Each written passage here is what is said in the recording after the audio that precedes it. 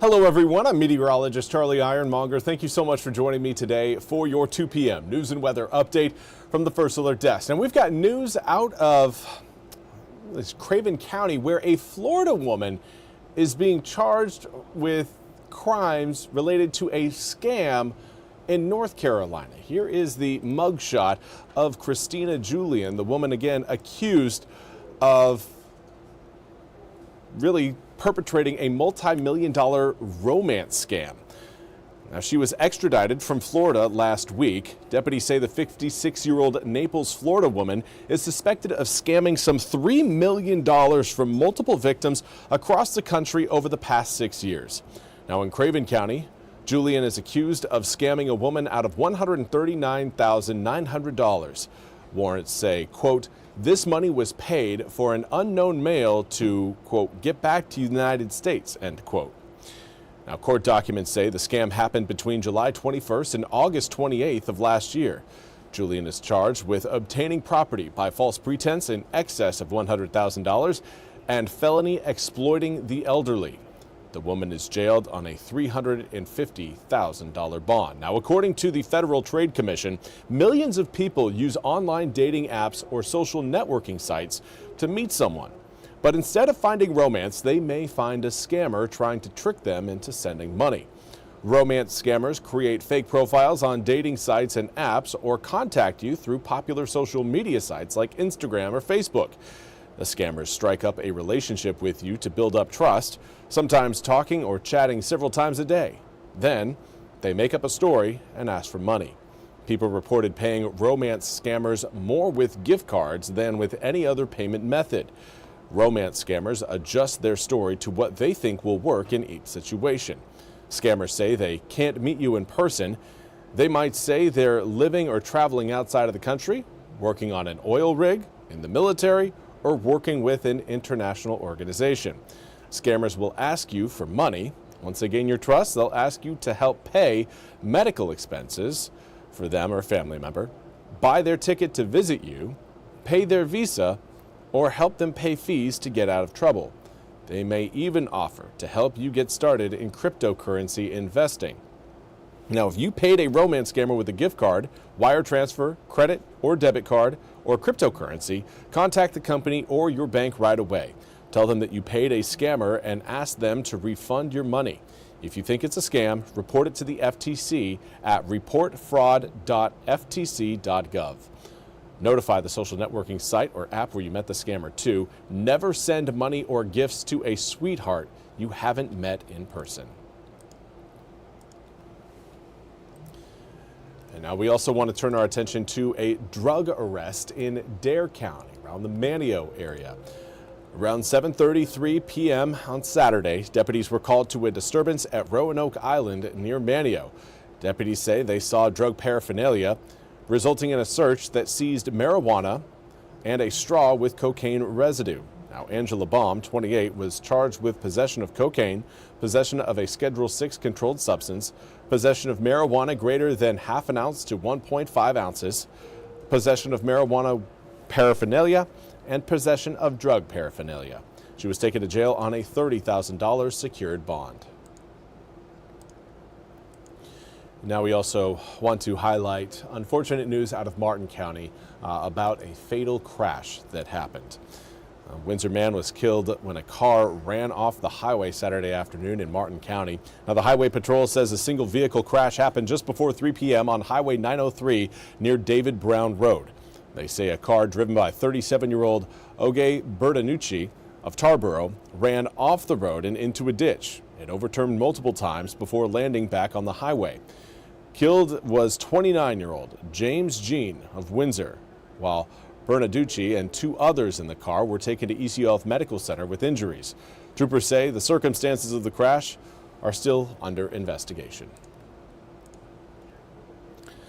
And now for your weather forecast. Again, we are hoping that some sunshine breaks out here. It's cloud cover is a little bit more stubborn today than what we were anticipating, but air temperature is pretty much right on par with where we thought they would be. A little bit cooler for some, but again, we knew that today and really every day this week, none of them are going to be warm. We've got 39 degrees right now along the Neuse River. Feels like 31 when you factor in that north-northwesterly breeze at about 15 miles an hour.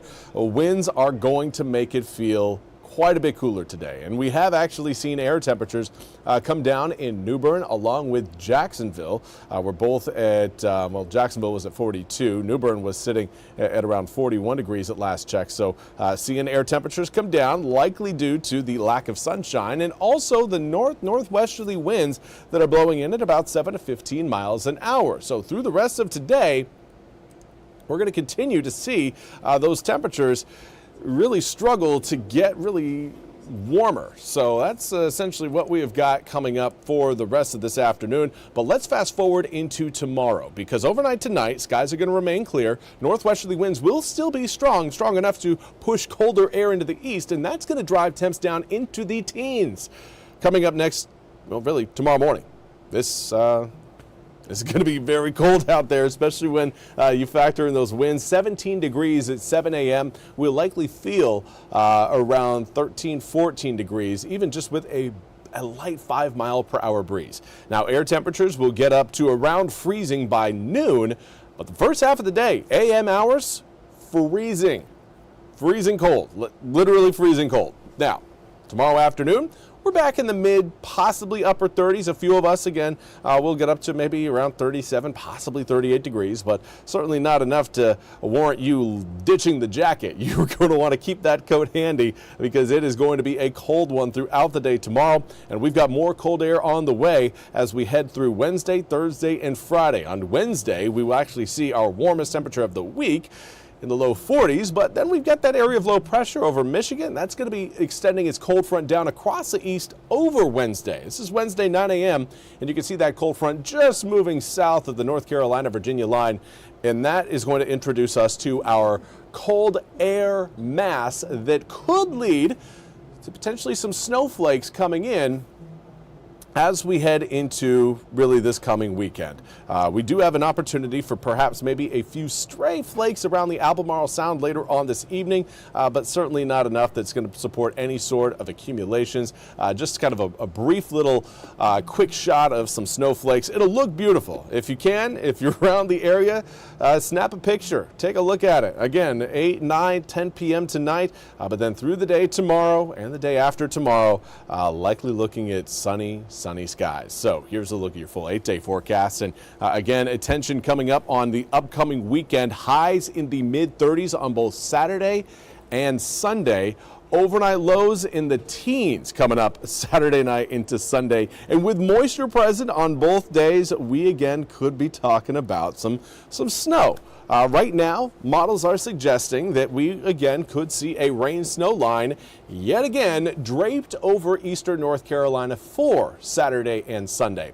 There is still a lot of wiggle room as far as position goes for that low pressure system, and the position is going to be key when forecasting the amount of snow we could potentially see out of that system. Still way too early to again know for certain if we're going to see snowflakes.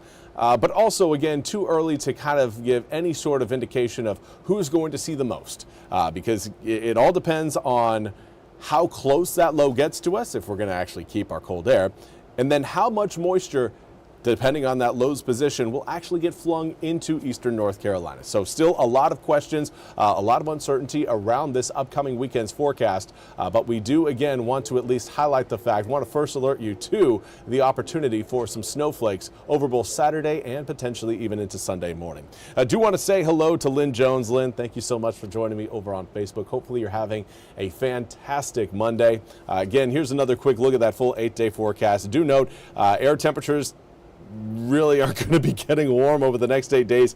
Hottest temperature, 41 degrees.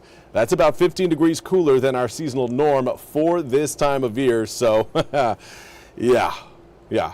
Keep the jackets handy. It is certainly going to be a cold stretch of weather. But we are getting closer and closer to spring, so if the cold has you down, got a few more weeks to get through, and then before you know it, we're talking about growing season. But that's all we have time for today's 2 p.m. news and weather update from the First Alert Desk. I want to thank you all so much for joining me.